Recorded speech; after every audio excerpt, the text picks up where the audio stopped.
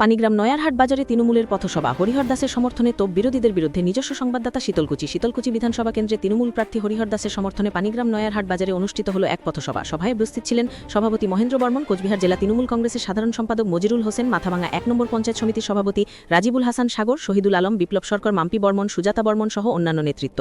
সভায় বক্তব্য রাখতে গিয়ে তৃণমূল নেতৃত্ব বিজেপিকে তীব্র আক্রমণ করে। বক্তাদের দাবি, কেন্দ্রীয় প্রতিমিনিস্ট্রি নিশীথ প্রামাণিক নারায়ণী সেনা গঠনের প্রতিশ্রুতি দিলেও তা বাস্তবায়ন করতে পারেননি। পাশাপাশি তিনি নির্বাচিত হওয়ার পর শীতলকুচি ও কোচবিহার জেলার কোনো উল্লেখযোগ্য কাজ করেননি বলে অভিযোগ তোলা হয়। বক্তাদের কটাক্ষ, মানুষের পাশে থাকার বদলে তিনি শুধু হেলিকপ্টারে ঘুরে বেরিয়েছেন।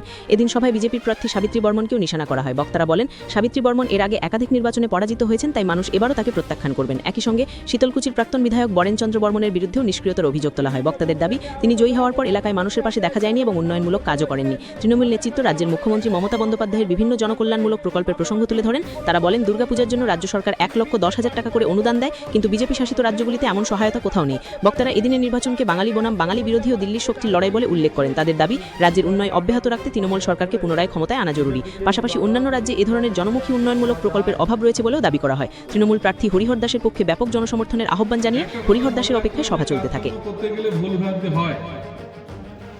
কতগুলো কাজ ভুল হলে পরে তাদের কিন্তু ক্ষমা চোখে দেখতে হয়, কারণ ক্ষমা করে না দিলে পরবর্তীকালে আরো ভালো কাজের সুযোগ দেওয়া হয় না, ভালো কাজটা থমকে যায়। আমাদের দল ক্ষমতায় আছে, আমরা উন্নয়নমূলক কাজ করছি। আমরা যখন কাজটা করতে যাই তখন হয়তো কোথাও কাজকর্ম একটু বেশি হয়, কোথাও একটু কম হয়, কারোর সঙ্গে চলতে গিয়ে মতের অমিল হয়। এটাই কিন্তু স্বাভাবিক। আমরা মানুষ হিসেবে সমাজে বসবাস করতে গেলে সব সময় যে মানুষের সঙ্গে ভালো ব্যবহার আমি করতে পারবো সেটা কিন্তু অনেক সময় হয় না। একটু আমার দ্বারা খারাপ ব্যবহারও হতে পারে, কিন্তু তার জন্য কিন্তু আমাকে মানুষের কাছে এই খারাপ যেটুকু করছি তার জন্য কিন্তু আমাকে ক্ষমা প্রাপ্তি হবে। বড় সভায় উপস্থিত তৃণমূল কংগ্রেসের ব্লক সভাপতি শ্রদ্ধেয় মহেন্দ্রনাথ বর্মন মহাশয় উপস্থিত রয়েছেন। জেলা তৃণমূল কংগ্রেসের কমিটির সাধারণ সম্পাদক। আপনারা জানেন 2019-এ আমাদের এখানের বিজেপির যে সাংসদ হয়েছিলেন তিনি কোনো কাজ করতে পারেননি, বরং আমাদের এই 2019-এর পরে যে একটা পরিস্থিতি ছিল আমাদের এলাকায়, শুধু আমাদের এলাকায় নয় সারা কোচবিহার জুড়ে সন্ত্রাসের রাজনীতি শুরু হয়েছিল। বাংলার সঙ্গে আমরা শীতলছি।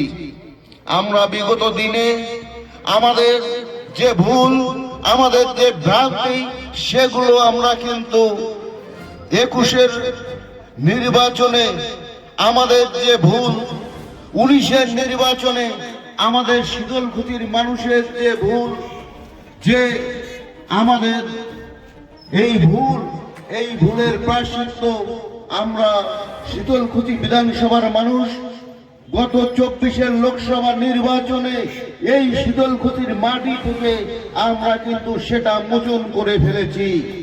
আমরা 24-এর যে পরাজয়, আমরা বিগত দিনের পরাজয়ের সব গ্লানি 24-এ এসে মুছে দিয়ে আমরা শীতলকুচি বিধানসভা 18,000-এর বেশি ভোটে আমরা কিন্তু জয়ী হয়ে আছি। তার পরবর্তী সময়ে SIR এর নামে যে আমাদের উপর বর্বরচিত যে ব্যবহার, সেই ব্যবহারের ছাপ দিয়ে আমরা শীতলকুচি বিধানসভার মানুষ আমরা হরিহর দাসকে 40,000-এর বেশি ভোটে জয়ী করে মমতা ব্যানার্জিকে উপহার দেব।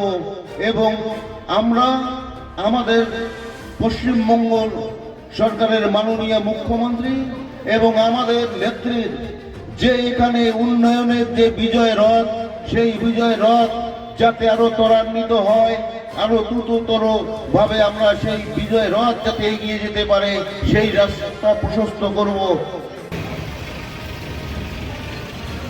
এবং একথা আপনাদের আগাম জানিয়ে রাখি যে আমাদের এই কেন্দ্রের প্রার্থী হরিহর দাস মহাশয় বিপুল ভোটে জিতে গেছেন। শুধু রেজাল্টের অপেক্ষা, ভোটের বাক্সে ব্যালট গণার অপেক্ষা রাখে না।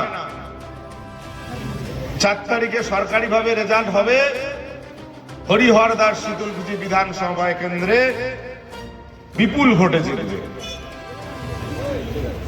আপনারা অবাক হয়ে যাবেন যে এত ভোটে কি করে জিতলো, এবং আরো অবাক হবেন যে 4 তারিখের রেজাল্ট যখন বের হবে, আমাদের রাজ্যে তৃণমূল কংগ্রেস সরকার চতুর্থবারের জন্য সরকার গঠন করবে। এবং আপনারা অবাক হবেন এইভাবে যে এত আসন কি করে পেল তৃণমূল কংগ্রেস। আমি বলছি আপনারা জেনে রাখুন যে আমাদের দল এই নির্বাচনে চতুর্থবারের সরকার গঠন করবে। 294টা আসনের মধ্যে 2.5টা আসন সংগ্রহ করবে, 2.5টা আসন জয়লাভ করে ক্ষমতায় আসবে। কেউ রোধ করবে না, করতে পারবে না এই জয়। যদি বলে কি করে আপনারা এইসব হিসাব দিচ্ছেন, আপনি এখন সাধারণ কর্মী হয়ে গোটা রাজ্যের ফলাফল ঘোষণা করছেন। আমি বলছি এটা আমাদের কথা, আমার কথা নয়, এটা আমাদের দলের সাধারণ সম্পাদক অভিষেক ব্যানার্জি বলেছেন, আমাদের দলনেত্রী মমতা ব্যানার্জি বলেছেন।